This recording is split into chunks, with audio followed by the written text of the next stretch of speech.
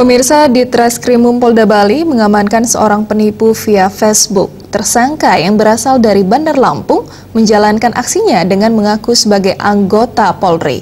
Tersangka yang mengaku akan mutasi ke Bali berhasil menipu korbannya sehingga mengalami kerugian 506 juta rupiah.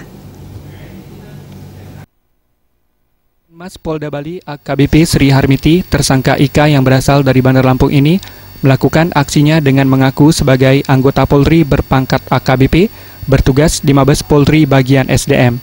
Korban dihubungi via telepon oleh tersangka dan selanjutnya tersangka menghubungi korban via Facebook dan mengirimkan foto-foto berseragam Polri lengkap dengan atributnya. Setelah meyakinkan korban, tersangka menceritakan rencana perpindahannya ke Bali. Untuk melancarkan perpindahannya, tersangka meminjam uang kepada korban sebesar 506 juta rupiah. Setelah uang ditransfer, korban kembali menghubungi tersangka, namun nomor tersebut tidak aktif. Korban kemudian mendatangi Mabes Polri untuk mengecek tersangka. Setelah dicek, ternyata tidak ditemukan anggota Polri atas nama tersangka. Selanjutnya, korban melaporkan kejadian ini ke Ditreskrimum Polda Bali untuk diproses lebih lanjut. Setelah mendapat laporan dari korban, petugas melakukan penyelidikan dan berhasil menangkap tersangka Ika di Jalan Kulit, Langkapura, Bandar Lampung.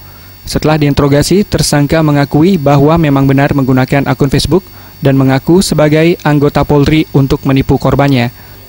Polisi telah mengamankan tersangka dan barang bukti berupa slip bukti setoran berbagai bank, slip transfer, serta rekening korban. Menangkap pelaku penipuan dan penggelapan terhadap korban yang dijanjikan akan melaksanakan pindah. Jadi modusnya itu mengaku sebagai anggota Polri berpangkat AKBP bertugas di Mabes Polri. Korban telah mengirim sejumlah uang yaitu sebesar 506 juta. Jadi perkaranya itu penipuan melalui dunia maya atau melalui Facebook.